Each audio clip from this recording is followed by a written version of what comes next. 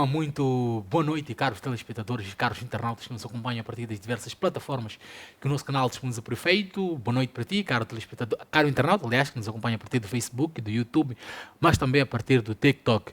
Este é o teu canal de eleição. Estamos hoje, mais uma vez, uma quarta-feira para trazer uma análise econômica. Quarta-feira sim, quarta-feira sim. Este que é um programa de análise e debate de eventos econômicos nacionais e internacionais que afetam a vida do caro cidadão a partir de casa. Para hoje, vamos dividir o programa em três fases. Vamos, em primeira instância, discutir financiamento ao setor privado nacional, setor privado, setor público, aliás, tendo em conta a conjuntura global, fazendo com que o financiamento seja agora uma situação mais um pouco complicada no que refere à aquisição de fundos a partir das organizações internacionais, mas também a nível interno com as subidas galopantes da taxa de juro de referência na economia. Em segunda parte vamos falar sobre o Fundo Soberano. O Fundo Soberano que é um tema bastante já que vem a tempo para o nosso país, mas nos últimos dias comparece à mesa para discussão, porque aliás vai para a Assembleia da República ser aprovado o decreto que de certo modo cria o Fundo Soberano. Vamos tentar ver qual é o melhor modelo de Fundo Soberano para o contexto moçambicano, olhando aquilo que são as reflexões problemáticas do nosso país, mas também buscando a experiência dos outros países que outrora montaram um Fundo Soberano e com ele desenvolveram. Já no final do programa vamos fazer uma análise sobre aquilo que são os créditos, mais uma vez ligada à situação de financiamento à nossa economia, mesmo com as subidas da taxa de juro de referência da economia nos últimos anos, registrou-se só no ano passado uma crescente relevante à questão de empréstimos a nível do mês. Então vamos fazer esta análise, se há ou não uma correlação, de certo modo, entre esta taxa de juro que tem vindo a subir e a procura por investimento junto da banca dos agentes econômicos. Para hoje, como é habitual, trazemos aqui dois convidados que podem, de certo modo, e que irão compartilhar o seu ponto de opinião em relação àqueles que são os temas do dia. É desta que cumprimento a Ticlésio, seja muito bem-vindo ao nosso programa e muito boa noite. Bem, boa noite, Salvado. Saudações extensivas aos telespectadores. Falo também dos internautas que, de forma afincada, têm sempre acompanhado os nossos programas. E também saudações extensivas ao meu colega de painel. Exato. Doutor Elísio, boa noite, seja bem-vindo ao nosso programa mais uma vez. Está aqui para compartilharmos do pouco para a população lá de casa. Olha, muito obrigado. Boa noite mais uma vez. Desde já permito já agradecer pelo convite. Boa noite também ao colega de painel e todos os que acompanham o programa nesse chat e aos internautas que desde várias plataformas digitais. Exato. É desta que partimos para o nosso primeiro tema e damos início a este boom dos recursos energéticos, mas em primórdio sobre a questão do Fundo Soberano. Clésio, esta discussão do Fundo Soberano já data de bastante tempo. Moçambique, desde 2019, discute com maior fluidez a questão do Fundo Soberano. Neste ano, vai para a Assembleia da República. Discutiu-se, fez-se a escutação pública, o governo tem a sua opinião, a sociedade civil também tem a sua opinião, sobre representação do Banco Central, submeteu-se o projeto de lei à Assembleia da República, que divide opiniões também dentro da própria Assembleia da República, no seio dos partidos políticos que estão singrados na Assembleia da República. Me refiro ao MDM, a Renamo e o Partido Frelimo. Agora, mesmo ontem, a visão é que se discutisse o Fundo Soberano junto da Assembleia da República, mas não se discutiu porque a Frelimo acredita que ainda há necessidade de aprimorar este fundo. Faço-lhe uma pergunta bastante simples. Neste contexto, no seu acreditar, qual é o melhor modelo de Fundo Soberano para o contexto moçambicano? Bem, obrigado pela questão. Portanto, antes de dar a resposta daquilo que é o meu parecer sobre qual é que seria o melhor modelo para a gestão deste Fundo Soberano, importa referir que porque é que é constituído um Fundo Soberano, porque um país toma a decisão de constituir um Fundo Soberano. Constitui-se um Fundo Soberano maioritariamente quando os países têm recursos naturais e são recursos naturais esgotáveis. Portanto, no caso de Moçambique, não é exceção, tem agora este boom dos recursos energéticos, falo do oil and gas, gás natural liquefeito, portanto, que gera também uma necessidade da criação de um fundo soberano. Por que é que gera essa necessidade de criação de um fundo soberano? Fala-se de recursos não renováveis, portanto, é preciso que um dia, fala-se até às vezes, de recordarmos que um dia Moçambique também já experimentou aqui um boom dos recursos naturais. Portanto, é preciso que tenha um investimento, não é, que sirva de recordação. Um investimento que vai trazer sustentabilidade acima de tudo e que vai proporcionar uma melhor qualidade e bem-estar social. Estes aqui são os princípios fundamentais de criação de um fundo soberano. Portanto, na questão de gestão deste mesmo fundo soberano, que já dissemos que retrata-se de um fundo que é para gerir recursos naturais não renováveis, esgotáveis acima de tudo, tem dois tipos de modelo. Portanto, o modelo de fundo soberano autónomo e o modelo de fundo soberano controlado, ou seja, os bancos centrais tomam aqui a rédea da gestão deste fundo soberano. Exato. Este aqui é o modelo proposto, agora em alusão na Assembleia da República, pelo próprio Banco Central, que teve as consultações públicas, como bem referiu, e que, portanto, foi aqui a mesa de debate e, entretanto, gera este alarido, porque há aqui divergências nas opiniões e etc. E tal. Indo para aquilo que é a fundamentação principal do Banco Central, eles dizem que não, o Banco Central é a semelhança dos outros países, tal como a Noruega, que tem o maior fundo soberano, legítimo para gerir esse fundo soberano, porque também já tem um precedente de gestão de um bem do Estado. Portanto, falo das reservas líquidas externas. Portanto, o Banco Central está sobre a alçada da gestão destas reservas líquidas. Portanto, é o que fundamenta o Banco Central dizer que não, nós já temos experiência, já temos aqui um contacto empírico naquilo que é a gestão de um ativo de tamanha imponência, de tamanha importância. Portanto, eles por aqui propõem uma subconta e dizem mais, dizem que nós temos instalações que não se vai mais procurar reerguer aqui espaços físicos. Reduzir a estrutura de custos. Exatamente. Aliás, a discussão sobre o Fundo Soberano, um dos elementos que é levantado na atualidade será que é necessário criar um Fundo Soberano agora? Gerar uma estrutura de custos para recursos que ainda não estão a prover ao mais alto nível ganhos. Exatamente, pois faz todo sentido. De facto é isso, tem que ver aquela estrutura de custos, porque ainda não começou, de facto, Moçambique a ter benefícios das receitas da exploração do gás natural liquefeito. Entretanto, já também tem essa discussão. Não menos importante, é verdade, mas pela pertinência que estes recursos representam para a nossa economia, é legítimo que se discuta a questão do modelo adequado do fundo soberano. Portanto, eu ia dizendo que o Banco Central traz também essa proposta de redução de custos. Portanto, já tem aqui um capital físico, a infraestrutura, etc. e tal. Exato. Tem um recurso humano e, pois, embora também fala de contratação de certo recurso humano, mas já diz que parte já de princípio com um certo recurso humano capacitado para gerir esse fundo soberano e que também traz aquilo que já havia dito, que traz aqui experiências empíricas, modelos empíricos, como do maior fundo soberano, que é da Noruega, que também é gerido por uma subconta do Banco Central. Portanto, coloca-se em causa se é ou não é viável, ou se seria melhor que o fundo soberano fosse gerido de forma autônoma, que também é um outro modelo de gestão. Há países que experimentam esse modelo de gestão, no caso do Brasil, que tem um fundo soberano autônomo e também, porque o Brasil, atenção, o Brasil também tem um recurso energético, portanto o petróleo. Exato. Então, eles também decidiram criar o fundo soberano, mas é um fundo soberano com um outro modelo, propõe uma outra vertente de paradigma de gestão, portanto é uma gestão autônoma. Indo à questão de forma direta... Sobre o nosso contexto. Bem, quer-me parecer, a minha opinião pessoal, que era melhor pegarmos... É verdade que o Banco Central tem o que tem, portanto, tem aqui... não sei se sabe, mas o Banco Central apresenta agora resultados financeiros negativos. Portanto, é o que também coloca em causa... Há problemas da auditoria das contas do próprio Banco Central. Há problemas de auditoria das contas do Banco Central, mas também é uma instituição firme, das poucas robustas que nós temos no nosso país. Que é, portanto, eu daria o favoritismo para esta gestão do Fundo Soberano por uma subconta no Banco Central, se o Banco Central já apresentar uma experiência. Portanto, já gera, aqui já falamos de reservas líquidas externas, já tem aqui uma capacidade robusta de gestão, ou seja, não seria um marinheiro de primeira viagem. Por isso é que, em meu ponto de vista, dou aqui primazia para uma subconta do ponto de vista de gestão pelo Banco Central. Clésio, vou fazer a segunda questão. Neste momento, olhando a relevância ou a discussão que se levanta em torno do Fundo Soberano e Desenvolvimento de Moçambique. Já mostra-se que, em parte, o desenvolvimento de Moçambique está atrelado ao funcionamento ideal deste Fundo Soberano. Não sei se concorda. Discute-se muito a diversificação da economia na base da criação de um Fundo Soberano, na qual irá financiar projetos públicos, que esses projetos irão dinamizar a economia nacional e mais.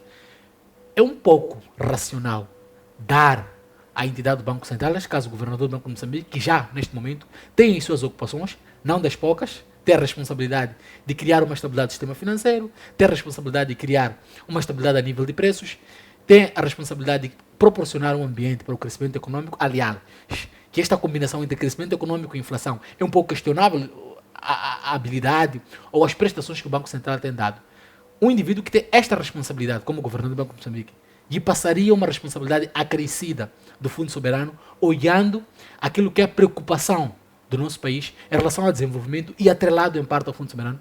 Bem, é preciso realçar que, para além de financiar, portanto, a base, a diversificação da economia, o Fundo Soberano tem incentivos também para investir. E o Banco Central já também é um investidor. Portanto, ele não é de competência do Banco Central realizar investimentos, mas também aqui realiza investimentos, quando faz aqui na facilidade permanente de cedência, facilidade permanente de depósito, etc. E tal. O Banco Central tem esta componente de percepção daquilo que acontece no sistema financeiro.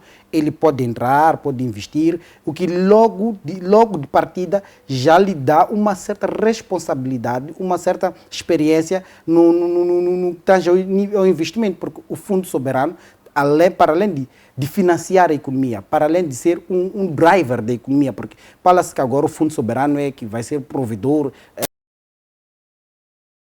para o orçamento, financiamento do orçamento do Estado, etc. E tal. Temos que perceber que não é só canalizar o dinheiro das receitas fiscais advindos da exploração do gás natural liquefeito. O Fundo Soberano vai pegar este dinheiro, vai absorver e vai capitalizar. Portanto, por ser um banco central, um banco com experiência, em detrimento de criação, pegarmos agora, no conceber um fundo soberano autônomo, portanto, isto ia acarretar, primeiro tínhamos que trazer dirigentes de confiança, que também coloca-se em causa, portanto, já vimos empresas estatais, tem aqui funcionalidades questionáveis, tem gestões questionáveis, então, portanto... Assim como se questiona hoje o Banco Central. Também como se questiona-se o Banco Central, não se deixa, mas nós vamos pela robustez que o Banco Central tem, apesar de ser ainda uma gestão questionada. Exato. Elísio, seja bem-vindo ao nosso programa. Mais uma vez faço a mesma questão. Neste momento, olhando a dinâmica da economia moçambicana e as questões que se levam em alusão, qual é o modelo ideal para o Fundo Soberano? Bom, de fato, uma questão pertinente desde já. De fato, é preciso ter em consideração que não existe um modelo ideal como tal, né? O que pode ter sido adequado para uma determinada economia, ao olharmos aqui em alusão, como buscamos referências para a questão da Noruega, Exato, que tem um dos maiores fundos soberanos, que muitas das vezes um dos erros que comete-se, na verdade, é copiar o modelo. fazer a importação autêntica do modelo de um país para o outro. Quando não é recomendável, é preciso, de fato, aqui adequar o modelo àquilo que é a realidade econômica e política. Depois, e olhando para aquilo que é a realidade de Moçambique, Moçambique tem uma economia centrada na banca. Exato. E quando uma economia é centrada na banca, o banco, muitas das vezes, né, desempenha um papel fundamental e preponderante aqui naquilo que é essa geração de riqueza. Mas, mesmo assim, aconselha, de fato, recomenda-se que não seja necessariamente mesmo o Banco Central, sim, mas que sim, cria-se uma outra instituição, uma subconta, como já havíamos referido, que esteja vinculada ao Banco Central e ao próprio Ministério das Finanças, que seja um modelo autónomo, mas que esteja vinculado a essas duas instituições, desde que esse seja governado pelos bons princípios de boa governação, transparência e responsabilidade. Neste momento não concorda que este fundo seja governado ou direcionado pelo Banco Central?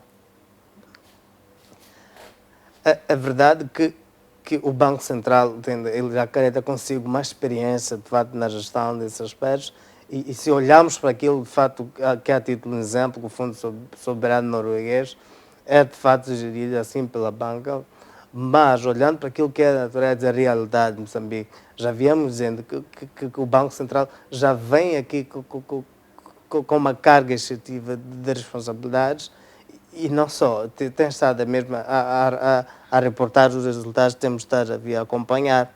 Portanto, é mais uma razão para criar uma segregação autónoma que não esteja necessariamente o Banco Central aqui na gestão do Fundo Soberano. Clésio, volto a ti.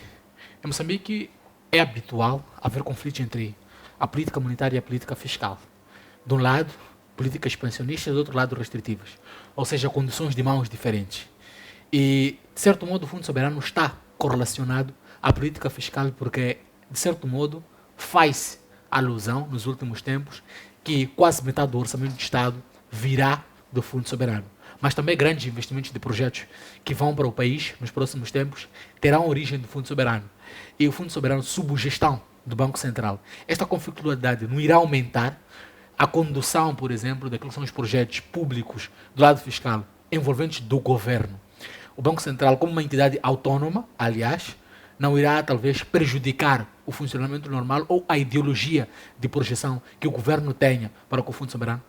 Bem, questão interessante quando invoca este conflito entre as políticas fiscais e monetárias, que de facto é presente esse conflito.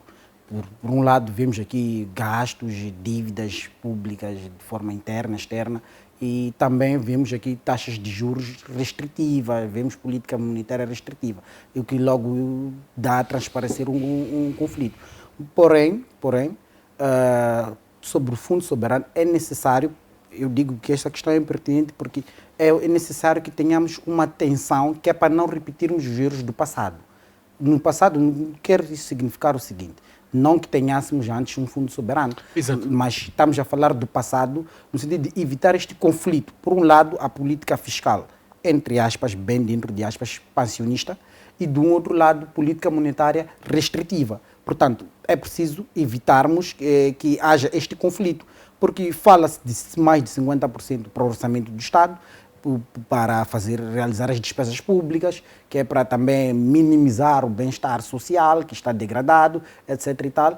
Mas também fala-se de um fundo soberano que vai prover um investimento na diversificação da base da nossa economia. Portanto, é de facto aqui objetivos que parecem ser concorrentes por aquilo que já temos habituados, a política fiscal e a política monetária. Mas é preciso também perceber que o facto do Banco Central estar a gerir o Fundo Soberano não é política monetária. Ou seja, não é uma competência do Banco Central aplicar política monetária dentro do valor do Fundo Soberano. Mas Clésio, se temos o Banco Central, a entidade, com a responsabilidade, por vezes, por exemplo, de conter o nível de inflação, e é geralmente usada o nível de inflação, o controle de inflação, é talvez da gestão das taxas de juros.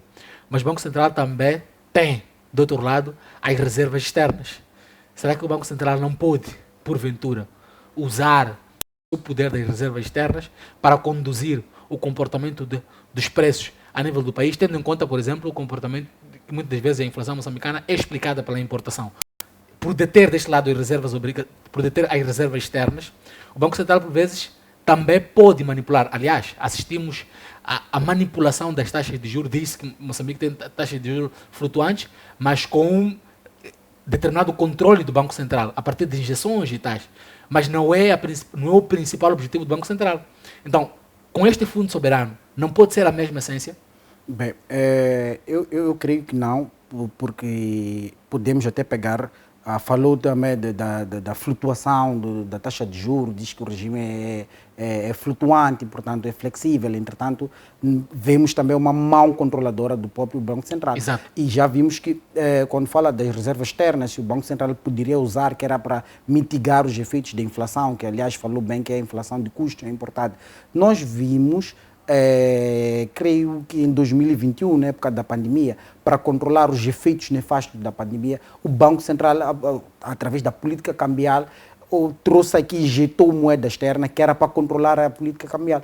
Entretanto, essas medidas elas têm uma validade de curtíssimo prazo, porque o Banco Central não terá dinheiro para subsidiar, para controlar aquilo que são as interações das forças do mercado. Se Moçambique não tem uma base produtiva que justifique uma autossuficiência de produção, ou seja, que nos logo perfila uma economia importadora, naturalmente que estaremos vulneráveis a termos esta pressão de inflação por motivos de importação, ou seja, de custos. E vamos importar a nossa inflação para a nossa economia.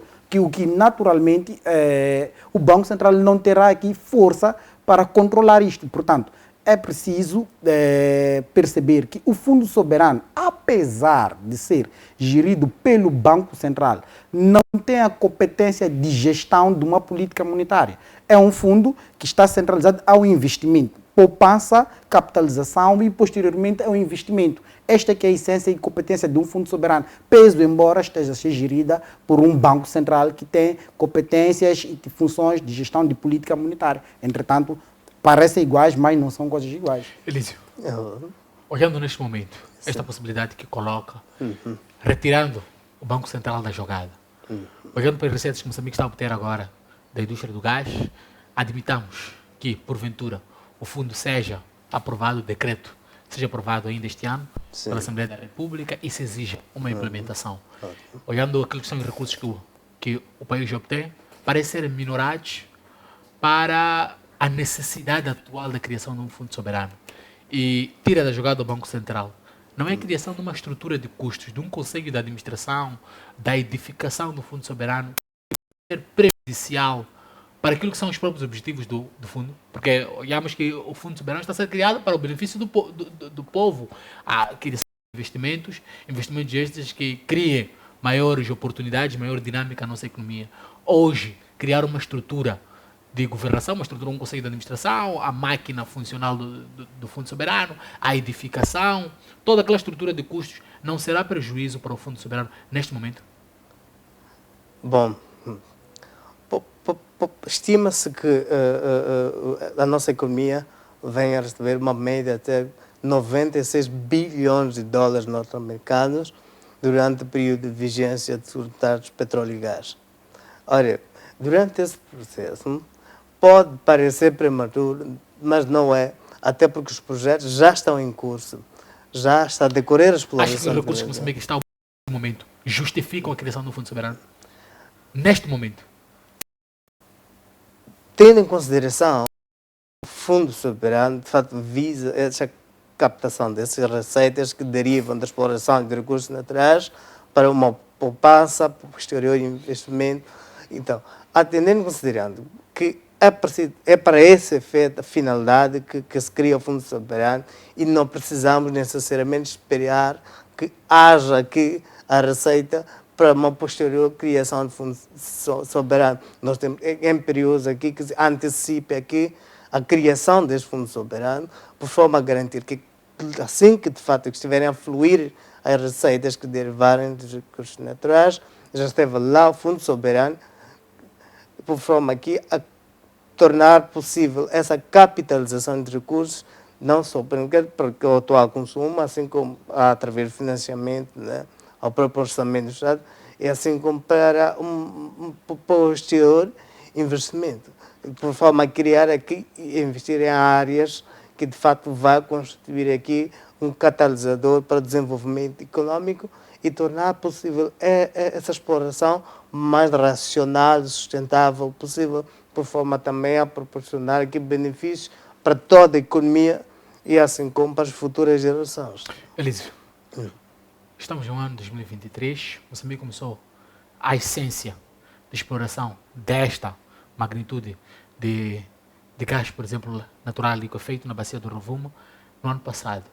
Tens uma estrada nacional número 1 em situação totalmente degradada.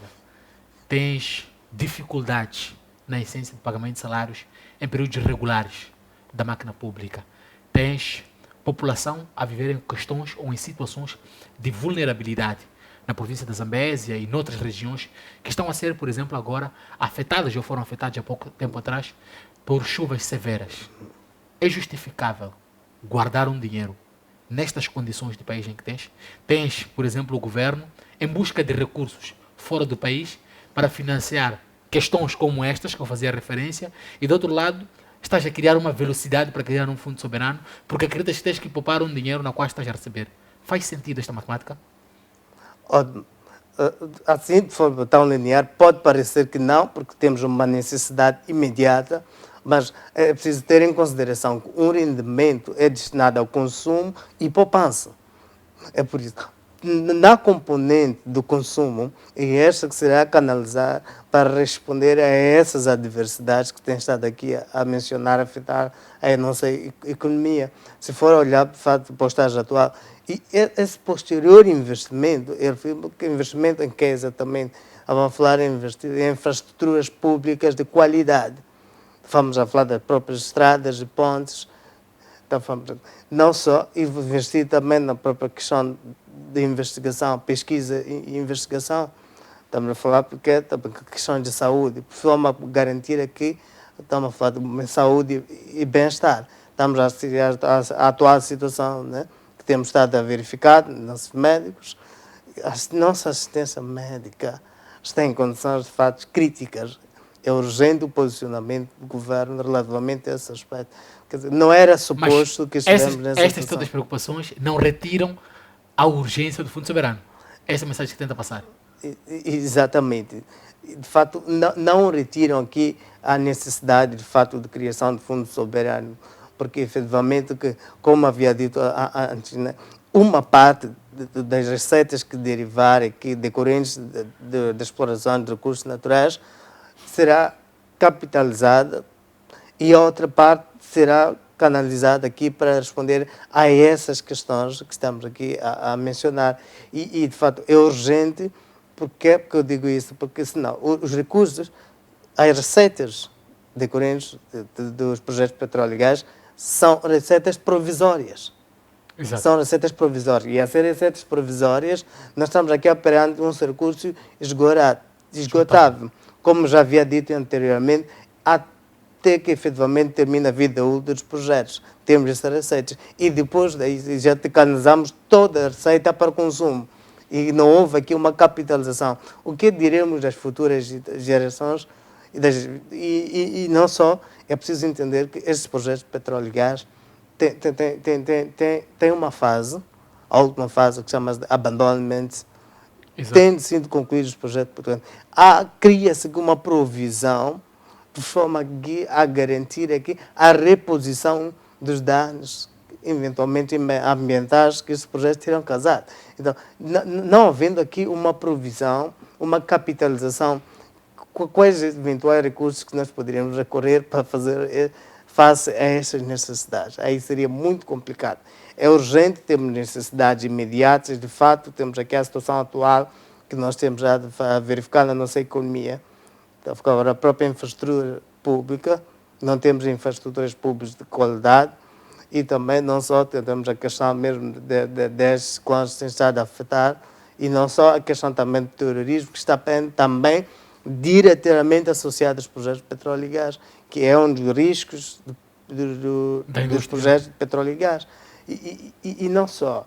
E a não criação de fundo soberano pode, em algum momento, colocar aqui em causa, porque há outros riscos, dentre os vários riscos associados a estes projetos.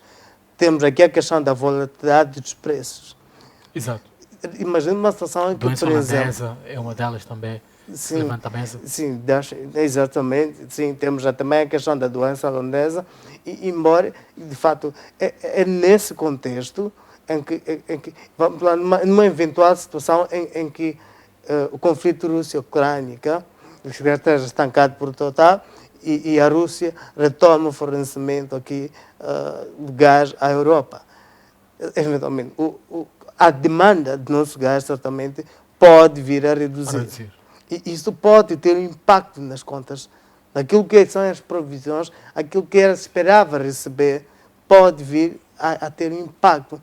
E não só, a criação do Fundo Soberano, já havia aqui a realizar, até o próprio Presidente da República, tínhamos recentemente, ele voltou a realizar esse aspecto, que há necessidade, por forma a capitalizar estes recursos para proporcionar aqui condições às futuras gerações. E olhando nessa perspectiva, parte do fundo soberano é capitalizada para posterior investimento na diversificação da economia. E, havendo, de fato, essa diversificação da economia, criamos um portfólio e evitamos aqui, por um lado, aquilo que estava aqui a mencionar, a doença holandesa, a Dash Disease, e acabamos evitando aqui essa questão de Dash Disease e tornamos aqui um portfólio na economia que vai, de certa forma, garantir aqui, dentro de várias áreas que podemos investir nelas, não só. Eu reitero muito essa questão da indústria petroquímica. Porquê? Porque a produção de adubos e fertilizantes químicos vai tornar possível aqui a agroindustrialização. Que é um fator-chave. E se tornarmos, de fato, possível a agroindustrialização, então, havendo essa industrialização da agricultura, vamos também combater outra situação, que já vamos reduzir aquilo que é a dependência externa de desenvolvimento de alimentos e não só vamos produzir para responder àquilo que são as necessidades locais, a demanda local, assim como vamos exportar, que já criamos uma diversificação, e vamos também combater aquilo que também são outros desafios do governo, a própria erradicação da fome. Estamos a falar aqui de desenvolvimento econômico, social. Exato. Clésio, vou-te fazer alguma pergunta relacionada ao Fundo Soberano para passarmos ao nosso próximo tema. Neste momento, olhando a condição do país, estradas burracadas, uma estrada nacional número 1 totalmente desagradada, famílias em condição de vulnerabilidade, o conflito na região de Cabo Delgado, dificuldades do funcionamento da própria máquina pública no que diz respeito a recursos financeiros. É pontual, olhando o tamanho dos ganhos que neste momento o país está a ganhar, está a obter, aliás, da indústria do oil and gas, criar um fundo soberano. Em termos de horizonte temporal, a discussão sobre a relevância do fundo é inquestionável, mas em termos de extemporaneidade, é agora? É agora, eu diria que não, era para ontem, porque nós temos que ter, é uma receita provisória, como o meu colega de painel diz, e temos que aprovisionar esta receita provisória, porque esteve aqui a colocar desafios que o país tem, desde infraestruturas de qualidade, segurança já agora com o conflito em Cabo Delgado, insurgência. Falamos também de desafios como segurança alimentar, saúde, educação, etc. E tal. São desafios que colocam o país numa situação de extrema pobreza. Portanto, é pertinente, sob o ponto de vista de timing, discutir a questão do fundo soberano, porque é um fundo que nós estamos aqui a dizer, volto a reiterar, que tem este incentivo, esse ímpeto de fomentar aqui uma base diversificada da economia. Portanto, vai investir em vários projetos, porque se for a reparar agora, o Estado, por exemplo, o Estado tem uma carteira de 40 projetos estruturantes. Exato. O setor privado, já vimos até a opinião pública no diálogo público-privado, o setor privado, na voz do seu presidente da CTA, dizendo que precisa de 50% do valor do Fundo Soberano, que é para investir na esfera do investimento privado. Portanto, esta discussão, em termos de timing, é pertinente, é para um pretérito, portanto, devia ter sido já feito há um tempo, pois embora não estamos atrasados, mas é uma questão pertinente, porque é um valor, é um dinheiro, falou-se de 96 mil milhões de dólares, que vai crescer o PIB em 7, 8%, 8 vezes mais, desculpa, do PIB, aquilo que é a produção atual. Estamos a falar de 8 vezes mais daquilo que é a produção atual, num período de horizonte temporal até 2045. Portanto, é extremamente pertinente discutir-se depois de canalização, depois de nós captarmos essas receitas advindas dessa exploração, o que é que nós vamos fazer? Exato. Portanto, como é que nós podemos tirar aqui aquilo que eu dizia, chamava de recordação?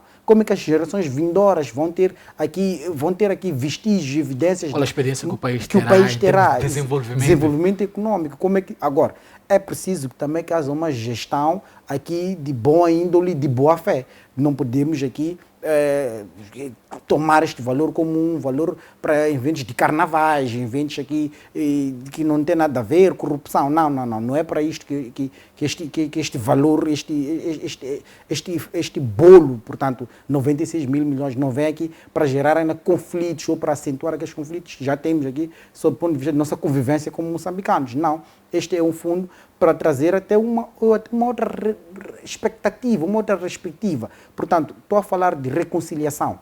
É a forma, é um novo momento, paradigma do um Moçambique. novo paradigma um Moçambique diferente do que conhecemos como experiência. Do que conhecemos como experiência. Até digo mais. Agora, neste Fundo Soberano ainda falta certos aspectos pontuais. Nós não podemos apenas incorporar o oil and gas no Fundo Soberano. Era preciso também ver outros recursos naturais. As outras indústrias, ou toda a indústria extrativa, colocar toda a indústria extrativa, porque trata-se de recursos naturais esgotáveis. Há outros recursos naturais esgotáveis que não têm a sua sustentabilidade garantida. Portanto, era pertinente começar-se a pensar também no carvão mineral, por exemplo. No grafite, portanto, nos rubis, etc. No ouro. Exato, há um desamparo sob o ponto de vista destes recursos, porque esta capitalização, esta canalização de receita advinda destes recursos, para onde é que vai? Porque se estamos aqui a trazer este novo elemento do Fundo Soberano, que é para garantir poupança, capitalização, depois investimento na base produtiva, diversificação da base produtiva, era pertinente também trazer aqui outros ganhos, outros benefícios, outras receitas dos outros recursos naturais que também têm esta mesma componente, esta mesma peculiaridade de esgotamento e não renovável. Portanto, há aqui este vazio que fica ainda por fazer emenda, fica ainda por recomendação de se incorporar e agregar outros recursos naturais para a exploração e para o... Doutor Lício, que há necessidade de incorporar toda a indústria extrativa no processo do Fundo Soberano e não só a indústria do óleo e gás? Bom, de fato, é pontual, é extremamente importante que haja essa incorporação de todos os recursos naturais. Como dissemos sempre, falamos de recursos naturais. Na verdade, envolve todos os recursos, toda a indústria extrativa. Só que foca-se muito mais ainda no petróleo e gás, no gás natural em particular, porque é um que vai proporcionar aqui. Era necessariamente dizer, creio que os outros se diz caminhoteados, quero acreditar que de facto mesmo esses aspectos estão aqui salvaguardados, só que pronto, fala-se muito mais ainda do gás natural, porque criou-se aqui uma expectativa. Se formos olhar, exatamente, que tende cada vez mais aqui a ficar mais e mais descobertas, estamos a falar da atual descoberta em Inhambane, e não só de proposicionamento da plataforma DN. Então, são aspectos que concorrem para esta criação de fundo soberano. É pontual, dado aquilo que é a demanda atual do gás natural, se formos olhar para aquilo que é o mercado internacional, de fato, é oportuno que, de fato, que capitalize mais ainda a questão de petróleo e gás, mas também temos outros recursos minerais, de fato, associados aqui. Não, portanto, que é importante também esta. E o fundo soberano, por outro lado, incorpora também esse acompanhamento e vai abrir espaço a ti também dessa diversão da economia, porque eu vi a realçar sobre a questão da sua urgência ou não. Olhemos aqui para uma situação, né? É verdade que o Estado atual está a enfrentar dificuldades, exato, até mesmo para a questão de pagamento de salários. Se formos reparar, é crítico, né? E chegamos até a ouvir, aqui coloca-se em causa em algum momento a própria soberania do próprio Estado. Digo isso porque a soberania é também um dos riscos associados aos projetos de petróleo e gás. O risco de soberania, do ponto de vista externo. Temos aqui os potenciais investidores, o diretor da massa monetária, eles ditam políticas, como investir, onde e em que circunstâncias. Ele exige sempre reformas estruturais, macroeconómicas e até fiscais. E o que assistimos recentemente, a própria FMI a recomendar aqui que haja uma revisão da massa salarial. E que foi uma notícia que não foi bem recebida por parte dos moçambicanos, porque não foi esclarecida essa questão, de fato. Nós estamos a fazer necessariamente da redução do salário do pacato cidadão. Não é sobre isso, né? Infelizmente a FMI não esclareceu, certamente que para ser um pouco mais instruída, perceberem efetivamente qual é o alcance dessa revisão da massa salarial. De fato, que há necessidade aqui, porque estamos a dizer que a questão salarial agrega vários aspectos. Vários fatores. Exatamente. Estamos a falar do próprio salário base, estamos a falar de subsídios, comunicação, transporte, até habitação, mas dentre vários, alguns que são vistos em algum momento supérfluos. Então, olhando para aquilo que é o Fundo Soberano, há de fato, parcialmente, vai reforçar aqui, em algum momento, vai reforçar aqui o próprio Orçamento Geral do Estado, e para poder suprir com essa necessidade, até porque de facto, se formos olhar nos últimos tempos, né, o nível de contratação do Estado acabou, e também a própria a tabela salário única veio aqui criar um sufoco naquilo que é a conta salarial do Estado. O processo pelo qual este tem sido implementado podia ter sido melhor, mas na forma como tem estado a ser implementado, veio aqui a criar um sufoco aqui na conta salarial do Estado.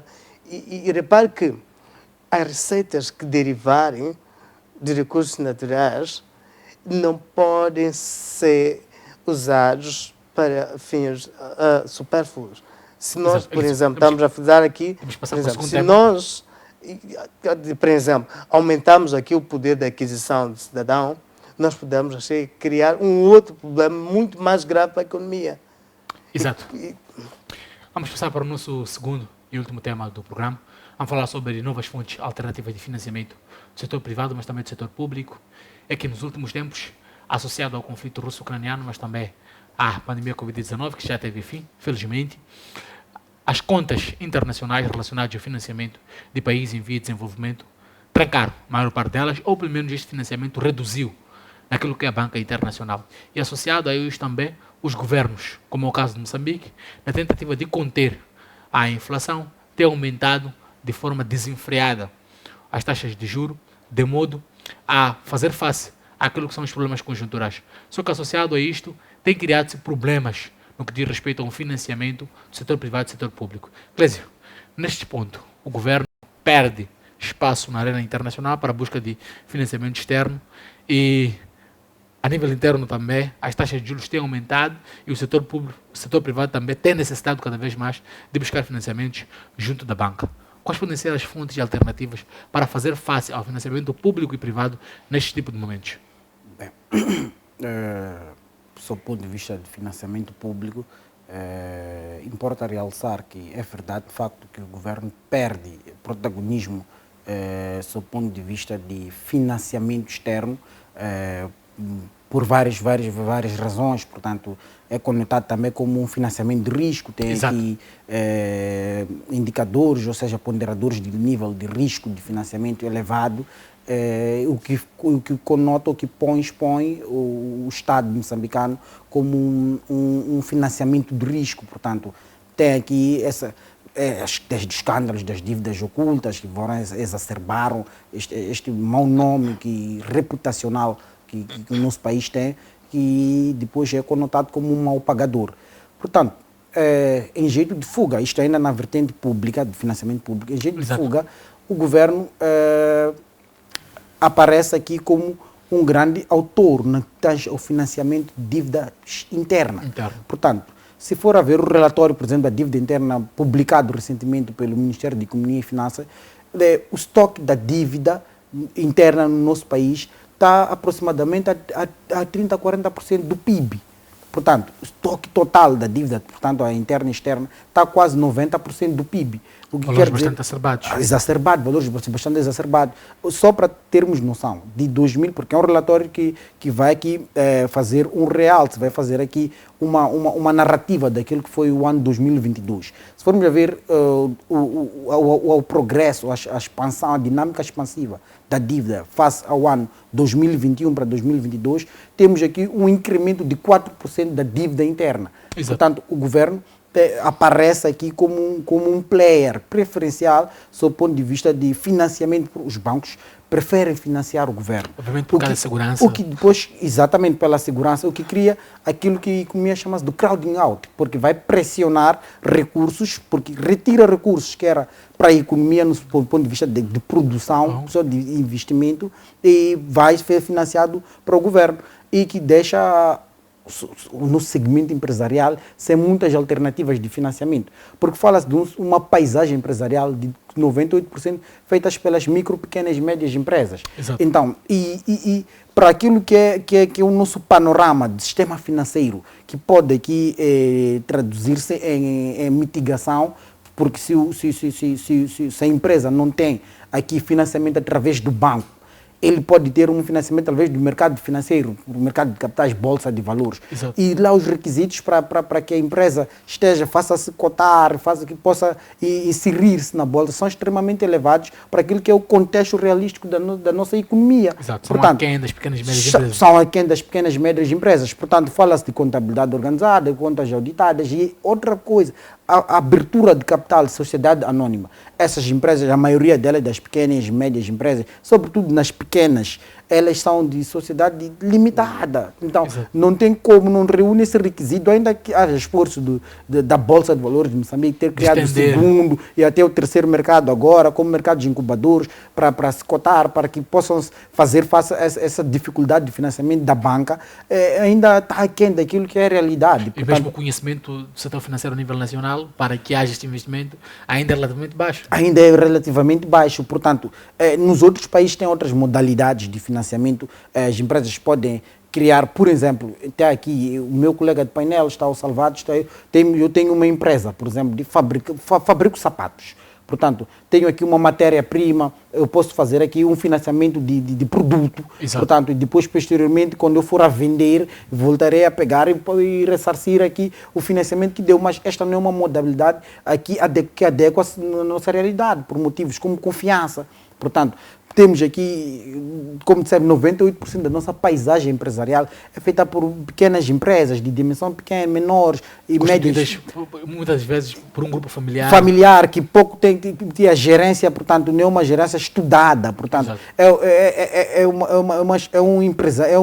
uma iniciativa empresarial de geração em geração, transmitida aqui de geração em geração, transgeracional, portanto, de forma tradicional. Tradicional, e o que conota o país para situações aqui de vulnerabilidade no que está ao financiamento, portanto, do lado, sobretudo, desse setor de investimento, portanto, o setor privado. Exato. Elisa, vou te fazer a mesma pergunta e vou pedir o seu poder de brevidade, porque o tempo já não nos é familiar. Neste momento de condicionalismo externo para a busca de financiamento, o governo geralmente vem à Banca Nacional pressionar o crédito, fazendo com que, como o Clésio fazia referência, cria o efeito crowding out, a subida de taxa de juros e pressionando o setor privado nacional para a busca de investimento. Qual pode ser a via alternativa neste momento para Moçambique, seja para o setor privado, setor público, em busca de financiamentos? De fato, está numa situação de fato muito crítica, em que buscamos financiamento para posterior investimento. Olha, do ponto de vista, o Estado também de fato tem essa possibilidade, olhando para aquilo que é a natureza da nossa economia, uma economia centrada na banca.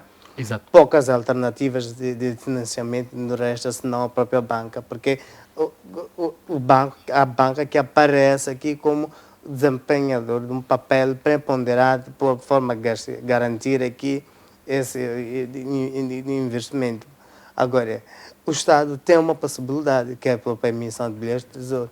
O que de fato aqui, se olharmos aquilo que é o panorama de fato no setor empresarial, que uma média de 90% é constituída de fato de pequenas e médias empresas, até microempresas, que de fato não têm esses critérios, essas possibilidades de recorrer aqui ao mercado para o seu financiamento. Então, já sempre recomenda-se também para eles aqui o autofinanciamento, de fato, porque o financiamento bancário, em algum momento, tende a ser um pouco mais oneroso se comparado com o próprio autofinanciamento. Portanto, recomenda-se, de fato, aqui para o setor público, já sabemos, o Estado pode, de fato, recorrer a 100 milhões de euros. Agora, para o setor empresarial privado, de fato, tem poucas alternativas, de fato, aqui, senão a própria banca, porque ele é um dos principais financiadores aqui dos investimentos privados. Elísio, vou pedir que dê os seus pontos finais em relação ao programa e agradecemos por estar aqui conosco a compartilhar o seu conhecimento em relação aos temas que hoje abordamos cá no programa.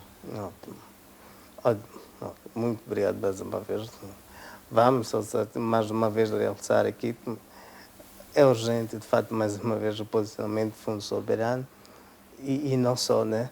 É preciso que haja um estudo mais profundo sobre o modelo, de fato, aqui a ser Ideal para implementado. o Fundo Soberano. Exatamente, de forma a evitarmos aqui, de fato, com que desses recursos, façamos desses recursos uma maldição, quando efetivamente esperamos que venham aqui a proporcionar aqui, catapultar muito mais ainda, agregar valor à economia nacional. Exato. Clésio, vou pedir que dê os seus pontos finais em relação ao programa e vamos, mais uma vez, agradecê-lo por fazer parte deste honroso painel e a discutir temas da atualidade e de bastante relevância para o contexto nacional. Bem, primeiro a gratidão é toda minha por poder parte desses luxos do painel, agradecer por a oportunidade e dando aqui um jeito de síntese aquilo que foi o nosso programa, dizer que pronto, o Fundo Soberano é de pertinência à criação e a forma, um paradigma, ou seja, um modelo de gestão, em minha opinião, vai ao encontro daquilo que é a nossa realidade, porque fala-se de um modelo que vai minimizar custos, porque já tem estruturas, já tem aqui o capital físico, o Banco Central já tem edifícios, escritórios, já tem um pessoal que está abarcado nesse sistema de gestão, do ponto de vista de finanças, e também quer-me parecer que há propostas também de quadros, portanto, novos quadros, para que auxilie essa gestão. Portanto, em meu parecer, este é que é o modelo que seria mais viável, do ponto de vista do nosso contexto. Portanto, até porque já temos casos de sucesso, é verdade que é uma realidade aquém da nossa, quando se fala da Noruega, é um país do primeiro mundo, Moçambique é do terceiro mundo, mas por que não também tirar relações positivas e implementar também na nossa economia e na nossa realidade? E, do ponto de vista de redução de custos, eu acho que já está aqui a responder àquilo que é a nossa realidade. Bem, indo para financiamento das empresas, é de facto dizer que não há muito espaço de manobra do ponto de vista de alternativas, porque bem falou-se do efeito crowding out, que é aqui a captura de investimento do valor que seria canalizado para um investimento privado pelo Estado. Portanto, o Estado tem aqui abocanhado aquele que é o maior bolo que seria redicionado, ou seja, será direcionado para o investimento privado. Portanto, que depois torna essas empresas menos preferenciais no seu ponto de vista de financiamento por parte da banca, que já dissemos que é o player quando se fala, trata-se de financiamento naquilo que é a nossa realidade, que é no nosso país, pese embora haja aqui esforços do mercado de capital, falo da Bolsa de Valores, em financiar a economia, mas ainda é um financiamento extremamente exclusivo, porque falamos do tecido, ou seja, aqui o segmento eleito, ou seja, o segmento que reúne esses requisitos que é para aceder a esse financiamento ainda está aquém daquilo que é a nossa realidade. E termino por aqui. Muito obrigado. Até a próxima. Exato. Obrigado, Cléber. Obrigado, Lício. Mas também agradecer a ti, caro telespectador, que durante esse espaço, essencialmente uma hora, esteve conosco a fazer o programa. Exploração de recursos naturais só faz sentido se for para criar riqueza e não para formar ricos. Esta foi a análise econômica desta semana. Quarta-feira sim, quarta-feira sim.